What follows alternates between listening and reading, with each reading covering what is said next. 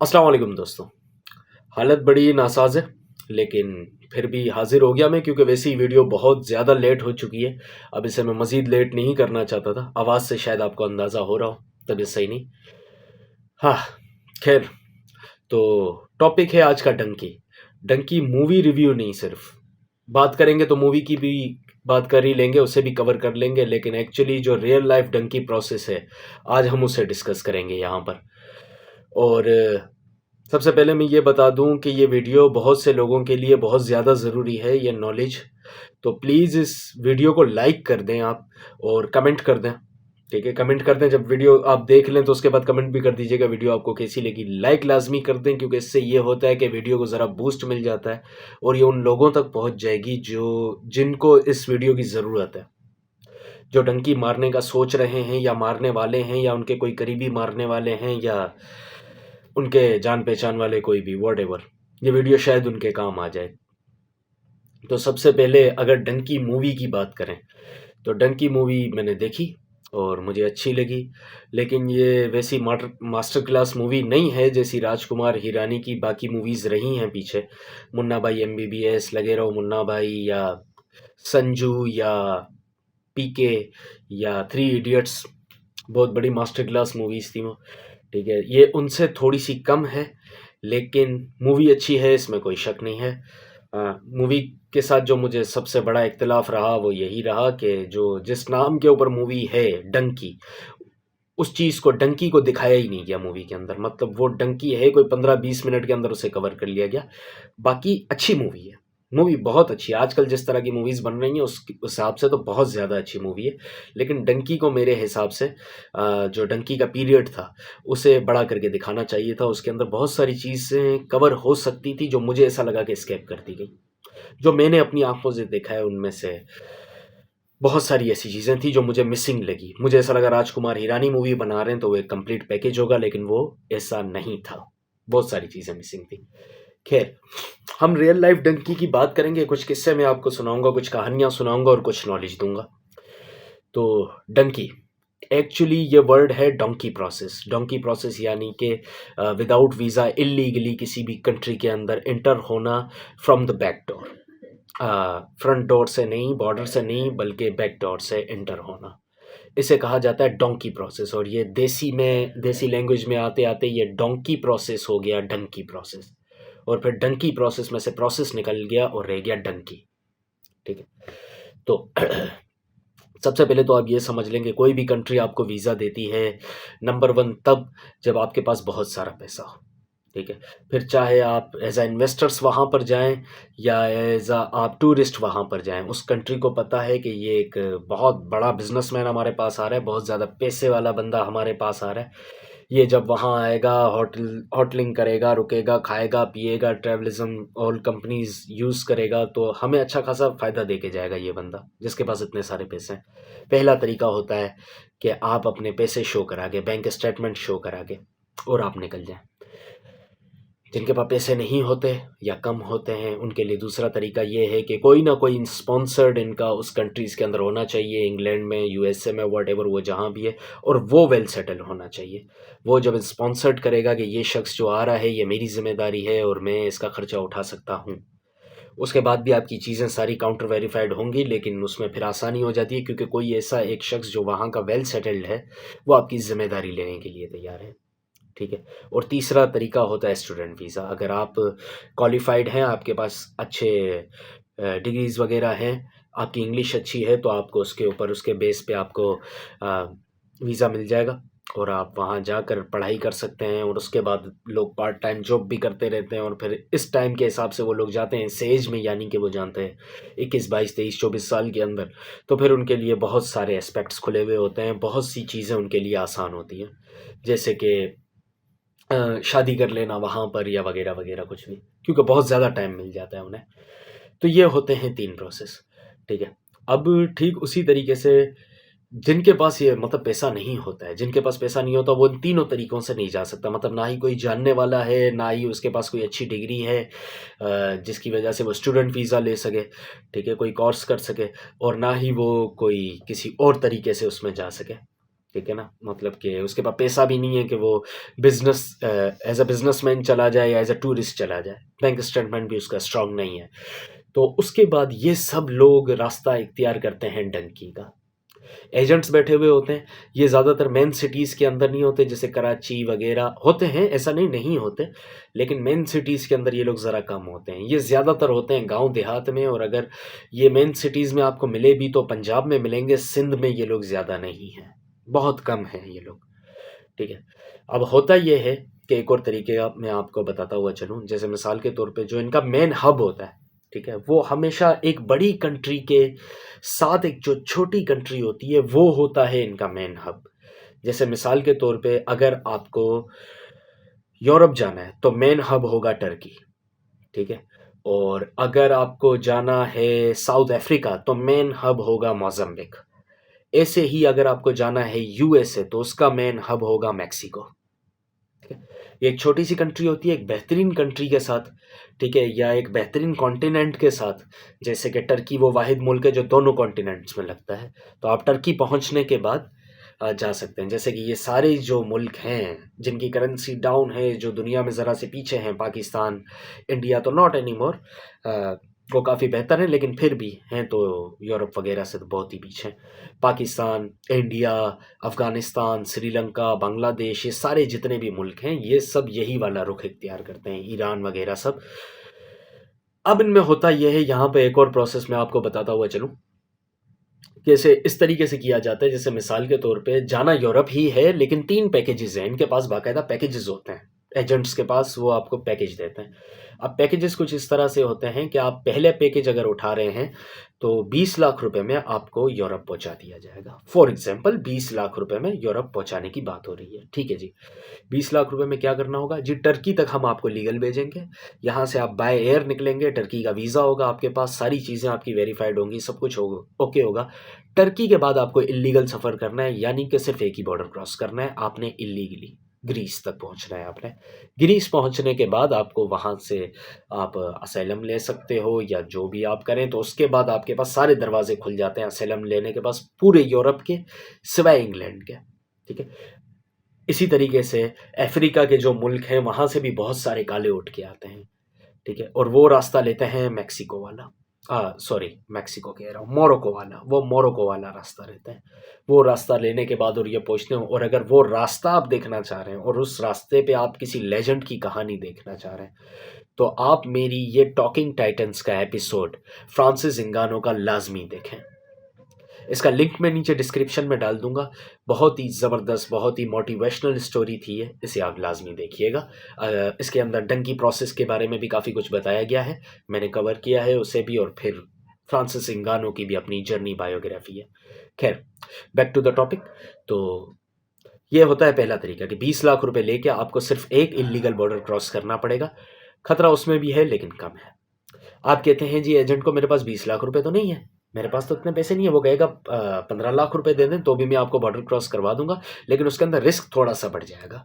अच्छा जी, ये रिस्क कैसे बढ़ जाएगा? ये रिस्क इस तरह बढ़ जाएगा जैसे ईरान तक आपको पहुंचा दिया जाएगा, ईरान के बाद आप इलीगल हो गए, या अजरबैजान तक आपको पहुंचा दिया जाएगा, उसके बाद आप इलीगल हो गए, टर्की में भी और यूरोप में भी। यानी कि आपको 2 बॉर्डर क्रॉस करने हैं और 2 मुल्कों के अंदर आपने जो वक्त गुजारना है इलीगली, उस सब में आपके सर पे तलवार लटक रही होगी। खतरे के चांसेस बढ़ जाते हैं, पकड़े जाने के, मारे जाने के। 2 बॉर्डर क्रॉस करने हैं, ठीक है, वो सारी पॉसिबिलिटीज़ मैं आपको आगे बताता हूँ कि बॉर्डर क्रॉस करते हुए किन किन तरह के खतरे का सामना करना पड़ता है आपको, ठीक है जी। और एक तीसरा, ये इन्हीं के पास ही पैकेज होता है कि पाजी आपका काम हो जाएगा 10 लाख रुपए में। अच्छा जी, 10 लाख में भी पहुंच सकते हैं? हाँ जी, बिल्कुल पहुंच सकते हैं। कैसे? आप सिर्फ पाकिस्तान में इलीगल हो गए, यानी कि आपका ईरान भी इलीगल होगा, आपका टर्की भी इलीगल होगा, और आपका यूरोप तक का सारा सफ़र इलीगल होगा। आपको बहुत सारे बॉर्डर क्रॉस करने पड़ेंगे। इसके अंदर सबसे बड़ी थ्रेट ये आ जाती है, जो कॉन्स होते हैं, वो कॉन्स कुछ इस तरह से भी होते हैं। जैसे मिसाल के तौर पे एक एजेंट आपको ले गया यहाँ से, उन्होंने ईरान क्रॉस करवाया। ईरान क्रॉस करवाने के बाद जैसे ही आप टर्की में एंटर होंगे तो टर्की वाला आपसे कहेगा पैसे। आप कहेंगे मैंने तो पाकिस्तान वाले को दे दिए या मैंने तो ईरान वाले को दे दिए, वो कहेंगे हमें तो नहीं मिले। वट लोगों की उंगलियां कटी हुई आई हैं, वीडियो कॉल्स पे बात हुई है उनके घर वालों से, और उसके बाद उन्हें थ्रेट्स आई हैं कि इतने इतने पैसे भेजो वरना हम आपके बच्चे को मार देंगे, काट के कहीं जंगल में फेंक देंगे। तो ये भी एक बहुत बड़ी थ्रेट होती है। अच्छा जी, अब जो बॉर्डर क्रॉसिंग का तरीका है, ठीक है, अब जैसे मिसाल के तौर पे मैं अगर मोज़म्बिक और साउथ अफ्रीका की बात करूं, तो मोज़म्बिक से कमाटी पोर्ट वाला जो बॉर्डर है वो बिल्कुल ही करीब है। वो बॉर्डर क्रॉस करने में अगर आप पैदल वहां से जाएंगे वॉक करते हुए तो आपको लगेंगे 15 से 20 मिनट। आप वो बॉर्डर इजीली क्रॉस कर लेंगे पीछे बैक डोर से, ठीक है ना, जंगल से होते हुए। और इसमें होता यह है कि आपको रेलवे ट्रैक्स के ऊपर भागना पड़ता है क्योंकि नीचे पत्थर रखे हुए होते हैं, और अगर पत्थर के ऊपर आपका पाँव आया तो आवाज़ होगी। आवाज़ होगी तो अगर कोई सोल्जर अलर्ट हो गया, क्योंकि ये सब स्नाइपर होते हैं, ये वेल ट्रेंड सोल्जर होते हैं, इनके निशाने नहीं चूकते, ठीक है ना। जो आर्मी पेट्रोलियम बॉर्डर की जो टीम है वहाँ पर, ठीक है, वो कोई आम लोग नहीं होते। आप अंदाज़ा लगा लें हमारे बॉर्डर पे किस तरह के ट्रेंड लोग खड़े हुए होते हैं, इसी तरीके से वो उनके बॉर्डर पे भी इसी तरीके से खड़े हुए होते हैं। तो वहां पर अगर आवाज होगी तो फायर किया जा सकता है। घना जंगल है जिसके अंदर से कोई जानवर आ सकता है, कोई शेर, चीता वगैरह कुछ भी, ठीक है। और ये तो है छोटा बॉर्डर क्रॉसिंग, कमाटी पोर्ट वाला जो मैं मोज़म्बिक से साउथ अफ्रीका एंटर होने का बता रहा हूँ, ठीक है। इसी तरीके से अगर रिस्क बढ़ जाते हैं, कुछ समंदर के थ्रू भी होते हैं। जो आप फ्रांसिस इंगानो वाली अगर वीडियो देखेंगे तो आपको पता चलेगा कि जब वो यूरोप के अंदर एंटर होने की कोशिश कर रहा था तो उसके साथ क्या हुआ था। और अभी रिसेंटली भी 6-8 महीने पहले भी आई थिंक एक सीन हुआ था जिसमें कश्ती उलट गई थी और काफ़ी लोग उसमें मर गए थे समंदर में डूब के। ये भी सारे वो लोग थे जो इलीगल इमिग्रेंट्स थे, बॉर्डर क्रॉस कर रहे थे, ठीक है ना। तो ये होता है एक सिनेरियो। अब ये जो पीछे के बैकडोर्स होते हैं, ये बैकडोर्स एक्चुअली यूज़ होते हैं ड्रग माफिया के लिए, और इस तरह की ड्रग कार्टेल्स वगैरह जो क्रिमिनल्स होते हैं, जो टॉप नॉच क्रिमिनल्स होते हैं, जो एक मुल्क से दूसरे मुल्क चीज़ें ड्रग्स वगैरह पहुंचाते हैं, ये रास्ते वो लोग भी इस्तेमाल करते हैं, ठीक है। और ये इतने खतरनाक रास्ते होते हैं, मिसाल के तौर पे अगर ये लोग आपको टक्कर गए वहां पे, ठीक है ना, किसी को भी अगर ये लोग टक्कर गए तो ये उन्हें जिंदा नहीं छोड़ेंगे, क्योंकि ये सबूत नहीं छोड़ना चाहते।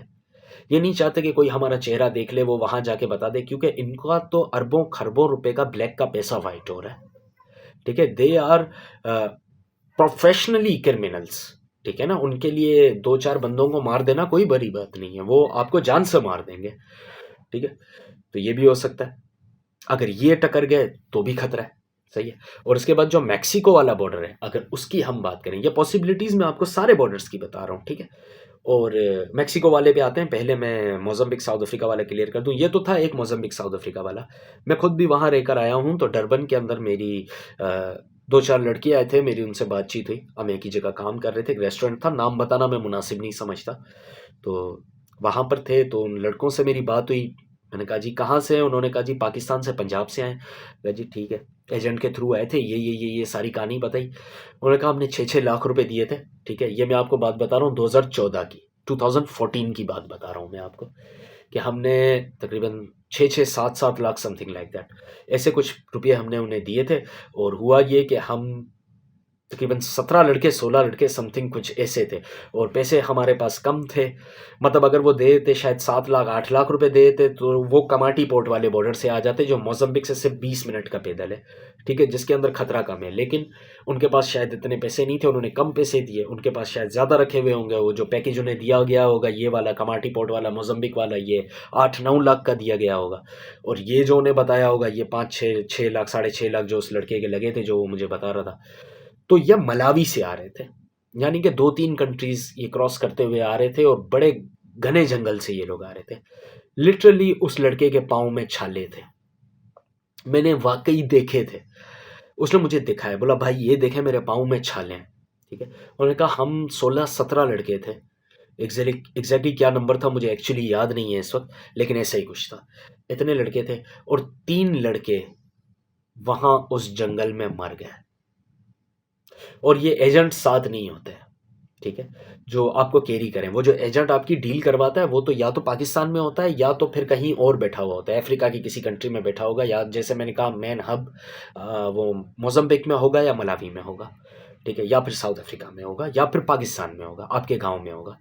ये आपके साथ उस सफ़र में नहीं होगा, सफ़र में आप होंगे वहाँ के लोगों के साथ, ठीक है, जो आपको बॉर्डर क्रॉस करवा रहे होंगे इलीगली। इनका रोज़ का सफ़र होता है, ये बहुत ही फिजिकली और मेंटली स्ट्रांग लोग होते हैं, ये गुजर भी जाते हैं, ठीक है। लेकिन आपके लिए ये रोज़मर्रा की बात नहीं है। लोग अजीब अजीब तरीके से उनकी मौत होती है वाक़ई इस सारे बॉर्डर क्रॉसिंग के वाक़ये के अंदर, ठीक है, कोई भूख प्यास से मर जाता है, कोई एक्सीडेंट में मर जाता है, कुछ लोग आपस में लड़ने के बाद मर जाते हैं, कुछ गुमशुदा हो जाते हैं, कुछ को जंगल में कोई जानवर खा जाता है, और कुछ के ऊपर फायरिंग कर दी जाती है। ठीक है, जो बॉर्डर पेट्रोलियम जो होती है वो फायरिंग कर देते हैं, उसमें मारे जाते हैं। लिटरली आप अपनी जान दे सकते हैं इस सारे प्रोसेस के अंदर। तो ये एक बहुत बड़ी थ्रेट है। ये ऐसा बिल्कुल नहीं है जिस तरीके से एजेंट आपको बताते हैं। एजेंट आपको ग्रीन गार्डन दिखाते हैं, ठीक है, आपको वहाँ घर मिलेगा, आपको नौकरी मिलेगी, ऊंची ऊंची बिल्डिंगें, साफ सुथरे रोड, और आप डॉलर्स में पाउंड्स में कमाएंगे। सोचिए आपकी सैलरी कितनी होगी यार। अगर आप 500 पाउंड 1000 पाउंड भी अगर कमा लेते हैं तो सोचें कि पाकिस्तानी रुपीज़ में आप कितने कमा लेंगे। ये सब बहुत दूर की बातें होती हैं, बहुत दूर की बातें होती है। बहुत सारी मूवीज़ हैं ऐसी जिनमें आप देख सकते हैं। एक बहुत ही मतलब बेकार सी मूवी थी ABCD 2 और समथिंग लाइक दैट। प्रभु देवा भी था उसमें, वरुण धवन था उसमें। आप देखें पाकिस्तान इंडियंस का क्या हाल था। ये सब ट्रू स्टोरीज हैं। ये जो परदेश देख कर आए हैं, यानी कि मैं देख के आया हूं, तो मुझे पता है ये बातें। मैंने इन लोगों को अपनी आंखों से देखा है। ठीक है, ये लोग वहां पर बहुत ज्यादा तादाद में हैं। ये दूर के ढोल सुहाने वाली ये मिसाल है। डंकी के अंदर एक और सीन दिखाया गया है जो अच्छी मूवी है, आप लाजमी देखिएगा। एक सीन था कि एक लड़का जब इनकी ही पैच से पहले चला जाता है इनसे, तो वो अब जाहिर सी बात है कि उसे अपने गांव में दिखाना होता है कि I am very well settled. तो वो महंगे से घर के बाहर खड़े होकर तस्वीर खिंचवा लेता है, महंगी सी गाड़ी के पास खड़े होकर तस्वीर खिंचवा लेता है, और गाँव बेचता है, अपनी माँ को अपने गाँव वालों को बताता है कि मैं यहाँ पर वेल सेटल्ड हूँ। एक्चुअली वो वहाँ पर भीख मांग रहा होता है। मैं आपका और कोई सस्पेंस इस मूवी से रिलेटेड ख़राब नहीं करूँगा। आप मूवी देखें, एंजॉय करें, बहुत ही ज़्यादा अच्छी मूवी है, आप इसे एंजॉय करेंगे। और जो मेरी शिकायत है वो अपनी जगह है कि डंकी वाला प्रोसेस ज़रा सा कम दिखा दिया गया। अगर उससे एक्सपेंड कर दिया जाता तो मेरे ख्याल से ये कंप्लीट पैकेज बन जाती, लेकिन वो चीज़ मुझे थोड़ी सी मिसिंग लगी। अदरवाइज़ इसके अंदर फ़न भी है, इसके अंदर इमोशंस भी हैं, इसके गाने अच्छे हैं, म्यूज़िक बहुत अच्छा है। शाहरुख खान, तापसी पन्नू, बोमन ईरानी, सब ने बहुत अच्छी एक्टिंग की, और राजकुमार हिरानी की direction is the finest director. He is the finest director in Bollywood. तो खैर, तो ये जो तरीका होता है जो लोग बाहर जाके अपनाते हैं कि किसी महंगी सी गाड़ी के पास खड़े होकर तस्वीर खिंचवा ली, किसी घर के पास तस्वीर खिंचवा ली, गांव बेच दी, ये सब लोगों के दिमाग ख़राब हो जाते हैं। जो लोग पाकिस्तान में रह रहे होते हैं, टूटी सड़कों पे चल रहे होते हैं, जिनके यहाँ गैस नहीं है, पानी नहीं है, बिजली नहीं है, ये सब बेचारे एहसास कमतरी का शिकार हो जाते हैं, और ये सोचते हैं कि यार हम भी चले जाएं, हम भी कर लें। लेकिन वहाँ कोई ऐसा दरख्त नहीं लगा हुआ है जहाँ डॉलर्स हैं, कोई ऐसा दरख्त नहीं है पाउंड का, कोई ऐसा दरख्त नहीं है यूरो का। ठीक है, आपने वहाँ जाके हार्ड वर्क करना है, शुरू से शुरुआत करनी है, शुरू से आपने करना है सब कुछ। और मोज़म्बिक की अगर मैं आपको बात बताऊं, कंट्रीज़ की अलग अलग रूल्स रेगुलेशन होते हैं। मोज़म्बिक जैसी और भी कंट्रीज़ हैं।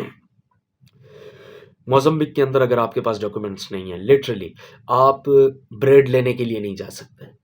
ठीक है, मुश्किल हो जाएगा आपके लिए। एक रोड क्रॉस करके सामने जाना मुश्किल हो जाएगा, क्योंकि पुलिस वाले जैसे ही आपका ये कलर देखेंगे, हम एशियंस का कलर देखेंगे, ये चेहरा साफ ज़ाहिर है हम पाकिस्तानी इंडियन लगते हैं चेहरे से ही। ठीक है, वो फ़ौरन दूर से लपकते हैं। पोसोवेरती डॉक्यूमेंट, वहाँ पर पुर्तगीज चलती है, वो आपसे पूछेंगे शो मी योर डॉक्यूमेंट्स।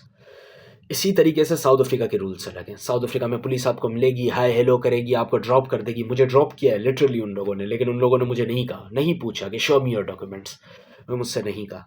उन्हें अपनी इमिग्रेशन पर बहुत ज़्यादा भरोसा है। ठीक है, कि निकलोगे तो यहीं से ना, आ तो गए हो, निकलोगे तो यहीं से ना। फिर अलग अलग प्रोसेस होते हैं मुल्क के अंदर लीगल होने के, जो बड़ी ही आसानी से एजेंट आपको ये इन सारे सवालों को क्रैक करके समझा देंगे, क्योंकि लोगों के पास इतनी नॉलेज नहीं होती। बेचारे देहाती लोग होते हैं, या कभी नहीं गए हुए होते, या फिर उनकी आंखों में डॉलर की जो है वो रोशनी होती है, उन्हें कुछ दिखाई नहीं देता है, उन्हें डॉलर यूरोस दिखाई दे रहे होते हैं, तो वो इतने क्रैक क्वेश्चंस करते भी नहीं हैं। लेकिन actually it's not so easy. ठीक है, बहुत सी चीज़ें सामने जाके खड़ी हो जाती हैं। कोई भी क्राइम किसी भी जगह बहुत लंबा नहीं चलता है। इंग्लैंड के अंदर कभी नेशनलिटी लेना बहुत ज़्यादा आसान थी, आज वैसा नहीं है। आज आप उस तरह नहीं कर सकते, आपको नहीं मिल सकती नेशनलिटी, आज बहुत मुश्किल हो गया है। लोग शादी करने के बावजूद 11-11 12-12 साल वहाँ पे गुजार रहे हैं, इन्वेस्टमेंट कर रहे हैं, पता नहीं कितनी कितनी मल्टीपल उनकी जो पॉसिबिलिटीज़ है नेशनलिटी उठाने की, उनके अंदर उन्होंने हाथ डाले हैं, तब जाके उन्हें मिली है। और इस सारे प्रोसेस में भी 7 साल, सॉरी 7 साल, 8 साल, 10 साल, इतना इतना वक्त लगा है। एक और सीन जो मैंने सुना था, एक्चुअली देखा नहीं था, मेरे दोस्त थे, करीबी दोस्त थे, उन्होंने मुझे सुनाया था। ये सीन मैं आपको मोज़म्बिक का सुना रहा हूँ, ठीक है? तो सबसे पहले तो आप ये याद रखिएगा जो लास्ट बात मैंने आपको बताई कि कई कंट्रीज़ के अंदर तो अगर आपके पास डॉक्यूमेंट्स नहीं है, आप इल्लीगली चल तक नहीं सकते, आप नहीं चल सकते। मतलब यूके तो फिर वैसी कंट्री है कि छापे पड़ते हैं, ठीक है ना? कभी-कभार पड़ जाते हैं, वन्स इन अ मंथ पड़ जाते हैं, वन्स इन अ मून, और 2 महीने के अंदर, 3 महीने के अंदर एक छापा पड़ जाएगा। जब उन्हें पता चलेगा, उन्हें ये लगेगा कि यार यहाँ पे कुछ ज़्यादा तादाद रह रही है, तो वो लोग आ जाएँगे। मोज़म्बिक में लिटरली आप नहीं चल सकते, और मोज़म्बिक जैसी और भी कंट्रीज़ हैं जहाँ पर इस तरह के रूल्स हैं।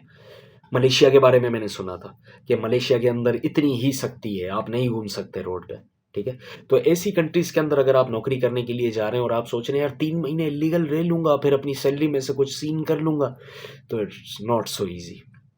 ऐसा नहीं होता है। एजेंट्स आपको ग्रीन गार्डन इसमें भी दिखा देते हैं कि 3 महीने बाद आप इतने पैसे जमा कर लो, हम आपको 1 साल की वीज़ा लगा के दे देंगे, यूँ कर देंगे, व्यूँ कर देंगे। ये सब नहीं होता है, इतनी आसानी से नहीं होता, ठीक है? वो सीन मैं आपको सुनाता हुआ चलूँ मोज़म्बिक का, कि मेरे करीबी दोस्त का था। वो दरअसल किसी एक बंदे को ढूँढ रहे थे, उस बंदे को ढूँढते-ढूँढते वो लॉकअप तक चले गए, जेल तक चले गए। कुछ बंदा था, कुछ कहानी थी जो बताना ज़रूरी नहीं है, लेकिन वहाँ पर ऐसे बहुत सारे लोग थे, जो उस लॉकअप के अंदर थे, जेल के अंदर थे। इन्होंने जैसे ही देखा कि 2 पाकिस्तानी वहाँ पर आए हैं, ये सब आवाज़ें मारने लगे कि साहब मुझे ले जाओ, साहब मुझे घर भेज दो, साहब मुझे घर भेज दो। इनमें से कोई 10 साल से वहाँ था, कोई 8 साल से वहाँ था, कोई 6 साल से वहाँ था, कोई 2 साल से वहाँ था। कोई कह रहा था मेरी बच्ची है, कोई कह रहा है मेरे घर बच्ची हुई है, कोई कह रहा है मेरे वालिद का इंतकाल हो गया है, मैंने उनकी कब्र नहीं देखी, मैंने उनकी तदफीन नहीं की। बहुत सारी कहानियाँ थी। दरअसल होता ये है कि जो अल्लाह के नेक बंदे हैं, अल्लाह इस तरह के नेक बंदों को तौफ़ीक दे, मज़ीद उनके कारोबार में बरकतें करे।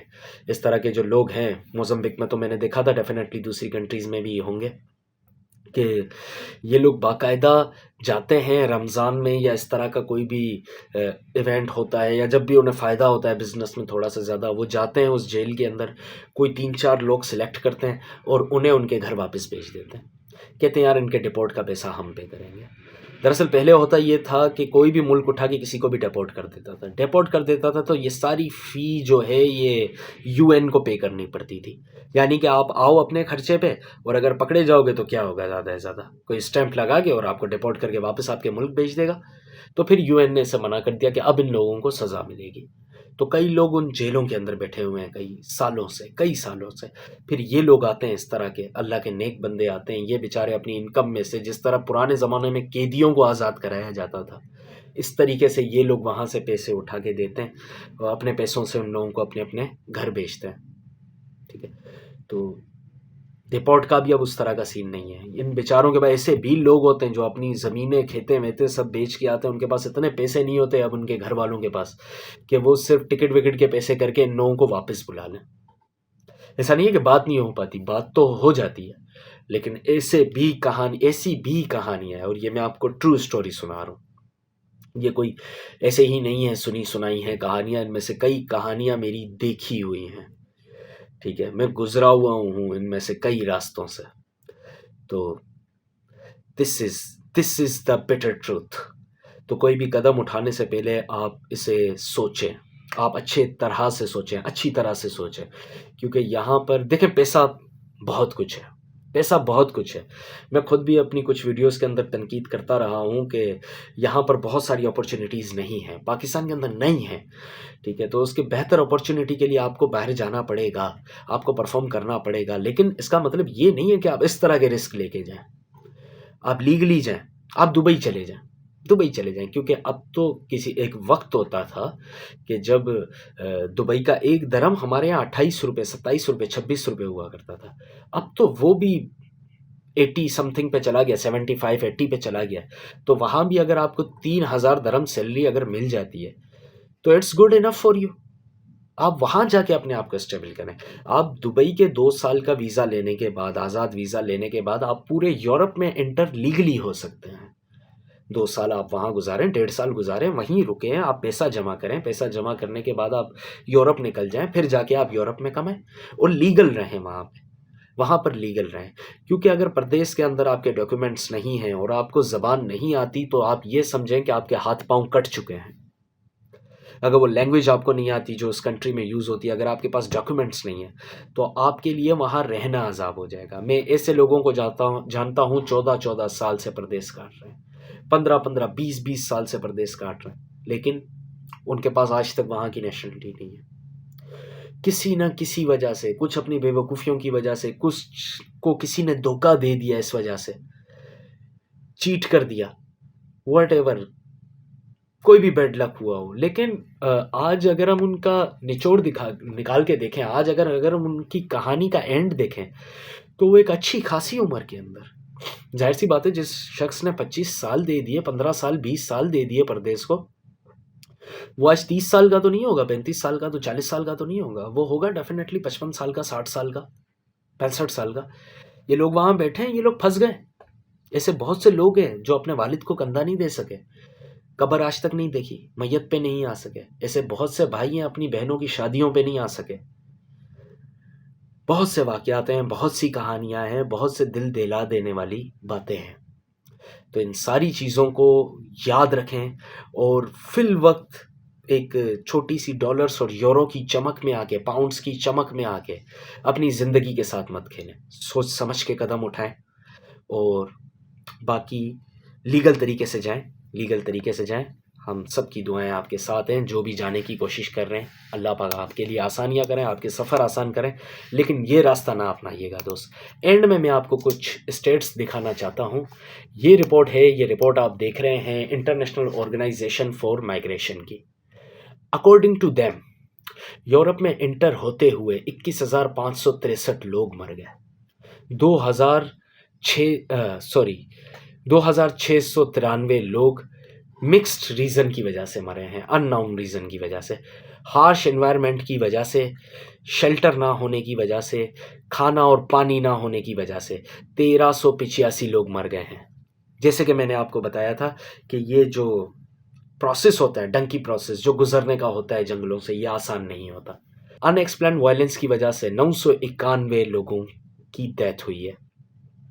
897 सिकनेस की वजह से मर गए, बीमारी की वजह से, दवाइयाँ ना होने की वजह से, व्हीकल एक्सीडेंट्स की वजह से 893 लोग मर चुके हैं। 844 लोग डिफरेंट अलग तरह के एक्सीडेंट में मर चुके हैं।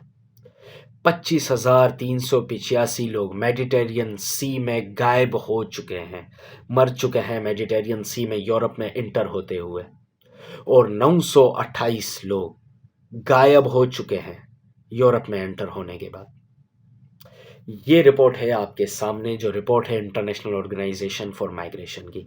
लेकिन फिर भी हर शख्स यही सोचता है कि शायद मैं इनमें से ना हूँ, शायद मेरी किस्मत काम कर जाए, शायद मेरा लक मेरा साथ दे जाए, शायद मेरा नसीब मेरा साथ दे जाए।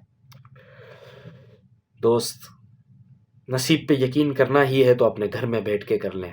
अगर आपके रब ने आपके लिए रोज़ी लिखी है तो वो यहाँ भी आपको दे सकता है। फ़र्क सिर्फ इतना है कि आपको हार्ड वर्क करना पड़ेगा। हार्ड वर्क करें, अपनों के बीच रहें। अल्लाह की दी हुई नेमतें हैं ये सारे रिश्ते, इन सारे रिश्तों को निभाएं, इनके साथ रहें, कुछ यादगार लम्हात गुजारें। लोगों के पास बहुत सारे पैसे हैं, पैसों से आप बहुत कुछ खरीद सकते हैं, ये रिश्ते नहीं खरीद सकते। इन रिश्तों की कदर करें, अपना बहुत सारा ख्याल रखें और मुझे दुआओं में याद रखें। वीडियो अच्छी लगी हो तो कमेंट ज़रूर कर दीजिएगा। बैठक में आप सबसे फिर मुलाकात होगी। अल्लाह हाफ़िज़।